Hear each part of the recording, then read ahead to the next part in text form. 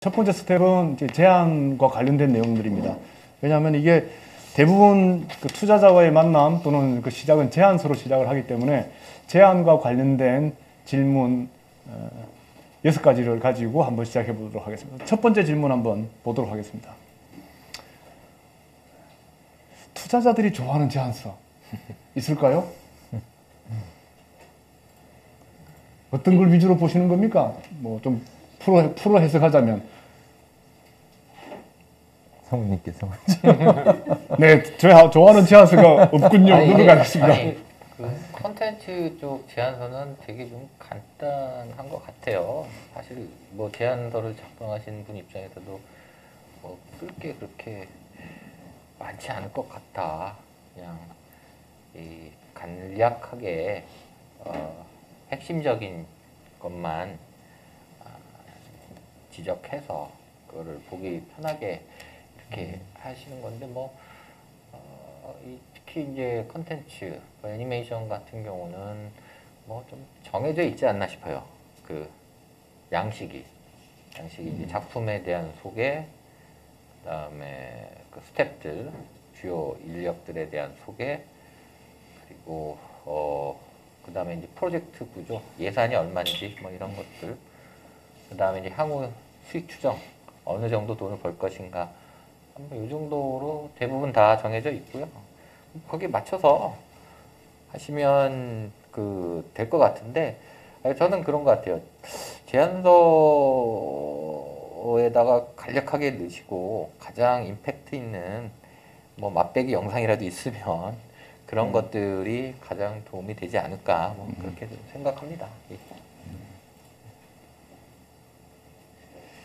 이게 이제 제안서의 반은 작품과 관련된 내용일 것이고 또 나머지 파트는 이제 사업과 관련된 내용으로 저는 이해가 됩니다.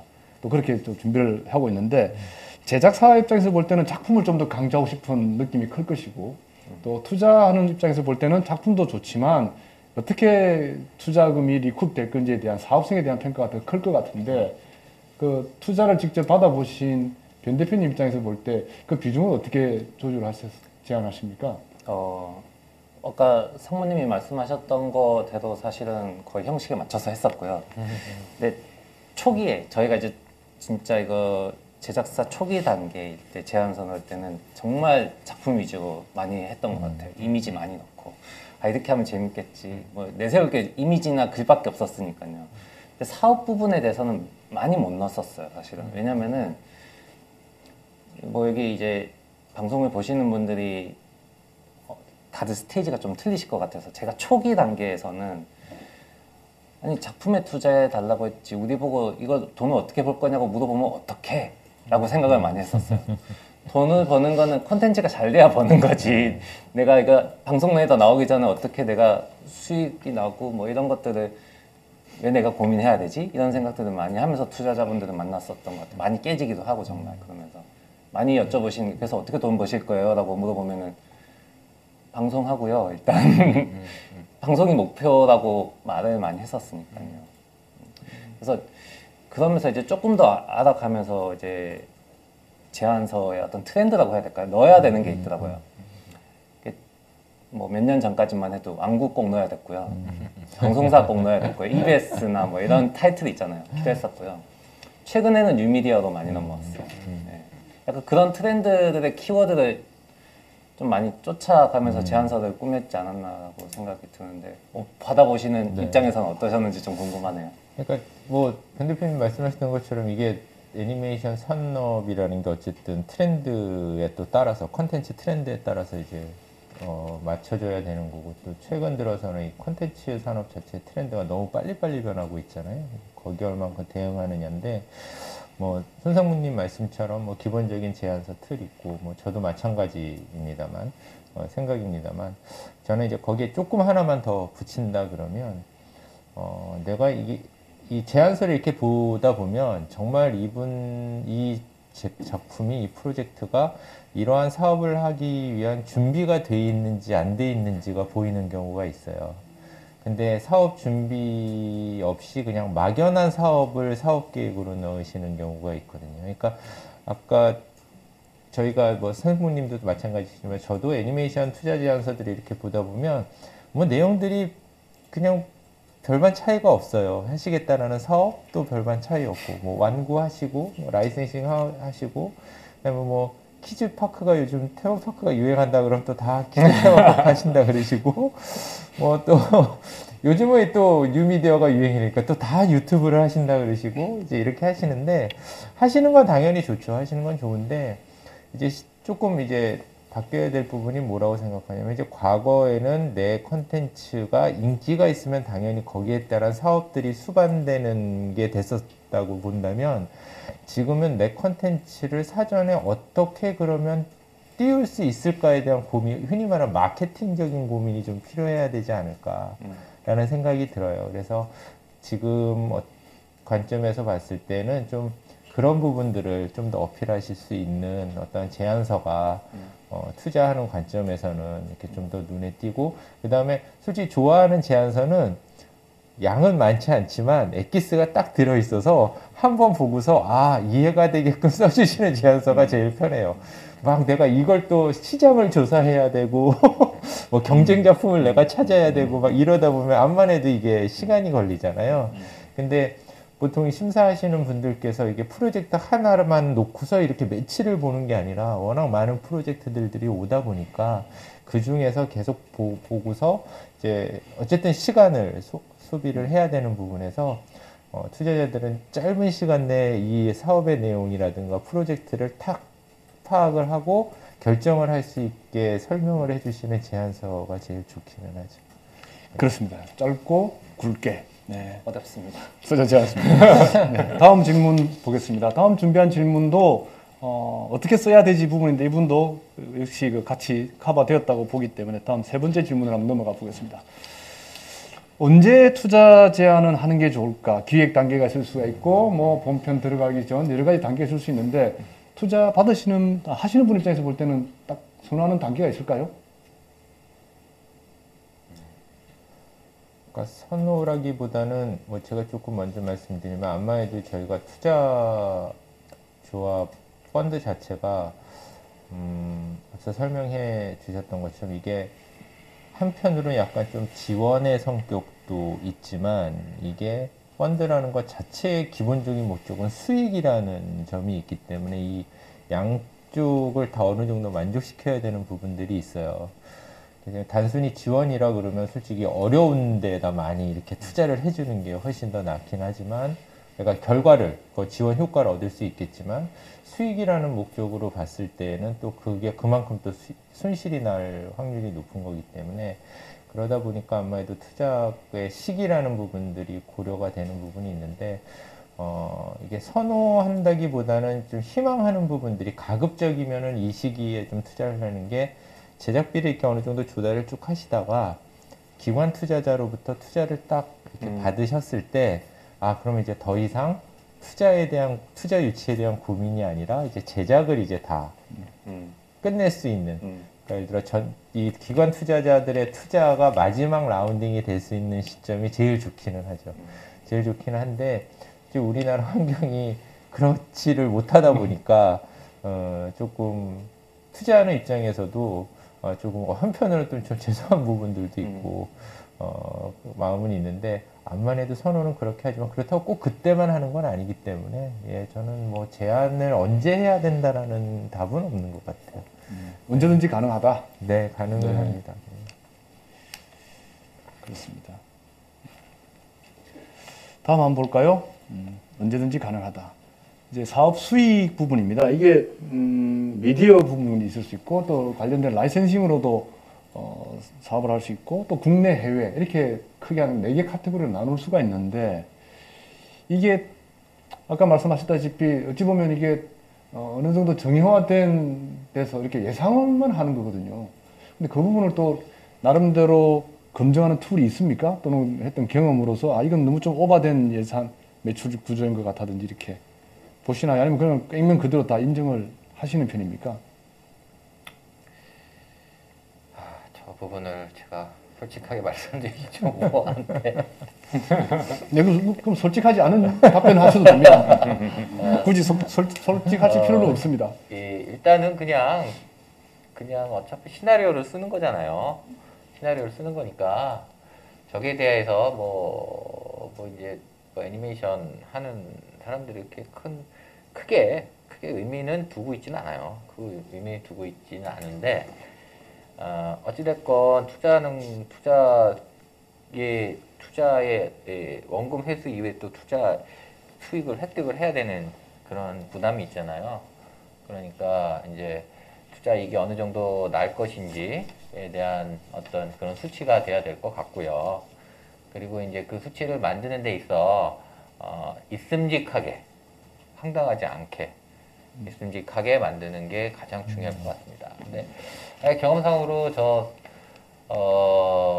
제작사들이 예상을 하는 수치가 도달한 적은 없는 것 같아요. 도달한 적이 없습니까? 오버된 적이 없는 게 아니고. 오버된 적은 없는 것 같고요. 비슷하게 간 경우들이 몇 건 있고, 근데 도달하지 못하더라도 그 차이가 너무나 커요. 너무나 커서 황당한 경우가 이제 상당히 많아서, 그래서 이제 별로 그렇게 저 수치를 우리가 보면서 이게 이렇게 좋은 수익을 내니까 이걸 투자하겠다 이렇게 생각하지는 않아요. 그리고 이게 뭐 그러면 이거는 뭐 투자 안 해야 되고 투자하는 거 아니냐 그렇게 생각하지 않아요. 컨텐츠 비즈니스는요, 그러니까 뭐 아니면 도게임이거든요. 기본적인 성향이 뭐 아니면 도게임이에요. 그래서 이게 한편의 어떤 있음직한 자기의 시나리오를 쓰고 수익의 예상에 대한 시나리오를 쓰고 이 목표를 달성하기 위해서 내가 정진하겠습니다. 어느 이 정도의 어떤 의미가 있는 거지, 저것을 뭐 그렇게 이렇게 추정을 해갖고 이 수익을 믿고 우리가 이렇게 투자합니다 이렇게 가지는 않으니까, 예, 그런 차원에서 좀 생각을 해주셨으면 좋겠습니다. 예, 알겠습니다.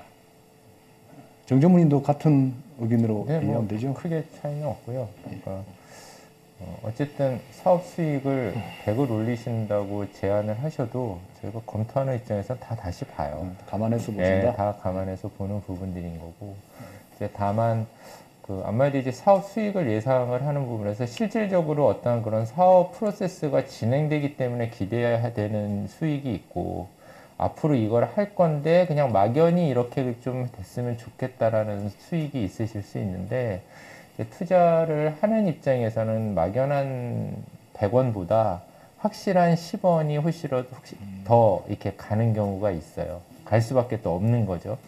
그렇기 때문에 만약에 그 어느 정도의 사업 수익을 예상을 하신다고 제안을 하실 때, 그럼 그 근거가 어떤지에 대한 부분들에 대한 설명을 하실 수 있다 그러면, 그럼 뭐 100이든 1000이든 얼마든지 그거는 제안하실 수 있는 거고요. 또 하나는, 그러다 보니 이제 비교를 하게 되죠. 예를 들면 무슨 로봇 왕구다. 그럼 이제 여기서 뭐 특정 어느 로봇 왕구를 말씀드리기는 어렵지만 잘 나가는 로봇 왕구들의 사례를 비추어서 여긴 이 정도 하니까 우린 이 정도 하지 않겠습니까? 보수적으로 봐서 이런 말씀들을 하실 때에 그런 거 보수적으로 봤다라는 근거가 또 문제가 없잖아요. 그러니까 그러다 보니까 어떤 수익에 대한 부분보다는 이런 사업을 할 수 있는 지금 내 프로세스가 이렇게 진행되고 있다라는 부분들을 설득하시는 게 조금 더 나으실 수 있다는 생각은 들어요. 어쨌든 사업 수익은 저희가 다시 봅니다. 이렇게.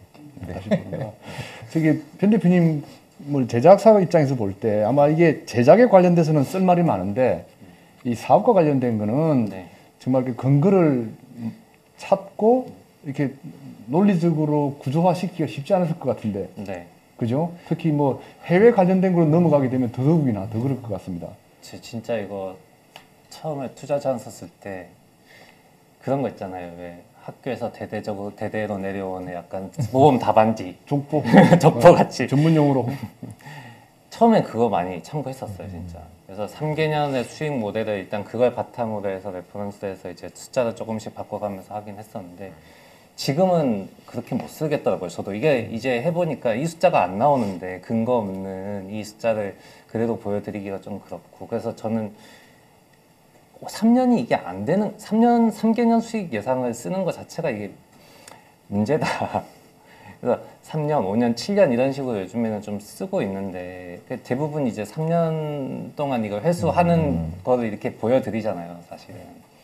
그래서 족보가 그러다 보니까 3년 동안 썼는데 그게 이제 횟수도 5년, 7년 이렇게 써도 무방한 거죠, 사실은.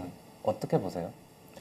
근데 그러니까 저는 그 기간이란 부분들 뭐 아까 말씀드렸던 것처럼 어쨌든 그게 가능할까에 대한 부분이고, 그러니까 기간이 길어짐에 있어서는 그건 있겠죠. 예를 들어 똑같은 수익을 올릴 수 있는데 그게 3년에 올릴 수 있느냐 7년에 올릴 수는 되게 다른 얘기죠. 근데 내가 지금 3년 안에는 예를 들어서 원금 정도밖에 회수 못하지만 이거를 한 5년, 7년 이렇게 하면 그렇죠. 우리가 이런 수익을 올려서 더 많은 이익률을 뭐 연평균 수익률이라는 게 있으니까 이런 거를 뭐 제시할 수 있다라고 했을 때에는 아마 뭐 이 기간에 대한 제한은 크게 없을 수는 있는데 기본적으로 선생님께 말씀하셨지 펀드 자체가 기간이 있어요. 예, 그게 뭐 7년, 뭐 8년, 그죠. 뭐 5년 이런 기간이 있다 보니까 그럼 내가 하는 투자하는 시점에서 회수한 때까지, 그러니까 조합이 끝날 때까지의 남은 기간과 내가 지금 여길 투자했을 때 그 기간 안에 얼마만큼 회수할 수 있을까를 볼 수밖에 없는 거죠. 예. 네, 그런 이제 사업적인 부분은 이제 어쨌든 펀드가 많이 오랫동안 운영되면서 학습 효과도 있고 그러다 보니까 조금은 현실적인 그런 접근이 필요하고 또 그와 관련해서는 펀드 하시는 분하고 좀 긴밀한 이야기를 하는 게 오히려 더 좋을 수 있다는 그런 느낌이 듭니다. 다음 질문은 이겁니다. 투자 제한은 딱 한 번만 할 수 있느냐? 이거는 뭐 아까 얘기하면서 다 답은 나왔습니다. 2번 이상 가능합니다. 근데 이런 질문은 들어요. 2번, 3번을 할수록 성공 확률이 높아지나 낮아지나? 더 해도 되나? 이 사람이라는 게 뭐 10번 찍어 안 넘어가는 나무가 없다지만 10번을 찍다가 중간에 포기를 하는 게 사람이거든요. 어떻습니까? 그렇게 10번 계속 제한 수정을 하면 또 그런 경우도 있었습니다. 아까 1년 걸렸다고도 말씀하셨는데 그러니까 여러 차례 1년 걸렸다고 말을 했기 때문에 제가 말씀드리면 이게 그거예요. 여러 번 제안을 하는데 1년 전에 제안한 상태와 지금 제안한 상태가 별반 차이가 없잖아요. 그럼 그건 똑같은 거죠. 변경된 예. 근데 업데이트되고 1년에 그거죠. 지금 시점에서는 그때 당시 시점에서는 이게 될 수 있을까 봤는데 1년 후에 난 이 정도까지는 뭔가를 해보겠습니다를 어쨌든 하신 거예요. 방송국을 예, 뭐 방송국하고 계약을 하시던 해외랑 뭐 공동 제작을 끌어오시던 뭐 지원 사업을 유치하시던 아니면 내가 집을 팔아서라도 해가지고 어쨌든 뭔가를 만들어 놓으신 거죠. 이제 그러다 보면 투자를 검토하는 입장에서는 아, 이분은 그러면 하시겠구나. 이 결과를 어떻게든 만들어 내시겠구나라는 게 보여요. 근데 가끔 보다 보면, 물론 이건 이제 자금이라는, 투자금이라는, 제작비라는 부분에 조달이 원활치 않다 보니까, 뭐 또 일부 프로젝트들에서 나오는 경우일 수도 있지만, 뭐 1년 전, 2년 전에 진행을 했고, 내가 이렇게 한번 봤었던, 뭐 직접 투자 검토는 아니지만, 프로젝트가, 뭐 우리 프로젝트 볼 수 있는 데들 많잖아요. 뭐 부트캠프도 있고, 네네. 뭐 SPP 같은 데도 있고, 많이 있는데, 그때 이렇게 봤던 게 1년 지나고 2년 지나서 투자 제한이 이렇게 들어왔는데 그때랑 비교했을 때 크게 뭔가 달라진 게 없는 거죠, 상태가. 뭐 컨텐츠가 바뀔 이유는 없겠지만 그럼 그걸 사업을 할 수 있는 어떤 환경이나 상태가 바뀐 거 없이 그냥 제한이 오는 경우, 그런 경우는 조금 이제 여러 번 제한을 하신다 하더라도 힘들 수가 있는 거죠. 네, 나무를 10번 찍더라도 찍을 때마다 도끼를 계속 갈아서 날을 세워서 찍으시면 가능하다, 이렇게 제가 이해가 됩니다. 자, 뭐 컨택 포인트는 어떻게 찾아야 할지는 그냥 찾으면 되는 거죠. 그 뭐 회사 이름 나와 있고 하니까 대표 전화를 해도 되고 꼭 뭐 핸드폰으로 안 해도 가능하다고 그러니까 이해하면 되죠. 맨땅에 헤딩 하듯이 하면 뭐 당연히 될 것이고, 그리고 근데 이 펀드 담당자들을 만날 기회가 많으세요. 컨텐츠 쪽 종사하시는 분들은. 왜냐면은 수시로 이런 뭐 이 지원 사업 심사나 아니면 어떤 행사나 이런 데 많이 참석하거든요, 저희 같은 사람들이. 그러니까 그런 어떤 행사나 지원 사업이나 뭐 이런 것들을 잘 활용하시면 뭐 얼마든지 만날 수 있습니다. 네. 그러니까 저도 행사를 많이 다녔었는데 네. 시간이 너무 짧아요, 진짜. 할 때마다 느끼는 거지만 너무 이렇게 똑같은 말을 반복해서 한 5, 6번 만나지만은 시간이 너무 짧다 보니까 그게 그러니까요. 저희도 너무 많은 것도 그게 많은 효과적인가? 항상 그런 보니까 생각. 아니 근데 어차피 이제 그게 이제 결국에는 자기 소개하는 첫 첫 번째. 미팅이고 그 다음에 이제 빨로. 연락처를 어차피 전화번호 딴 거 아, 전화하시면 이제 그렇죠. 전화하셔서 그때, 하셔서 이제 하면 되는 거죠. 네, 지금 정준무님 말씀하신 것 중에서 업그레이드 되었다고 하면 그전 제안서를 기억을 하시지 못하지 않을까 하는 댓글이 올라온 게 있습니다. 근데 제안서를 주시잖아요. 파일이나 이런 걸로. 그럼 계속 그걸 예, 그러면 레코드로 저희가 하시는군요. 뭐 웬만해선 버리지는 않아요. 예. 네, 그런 걱정 안 하셔도 될 것 같습니다. 네. 기억은 못 하실 수도 있지만 네. 기록은 남는다 이렇게 이해하면 되겠습니다.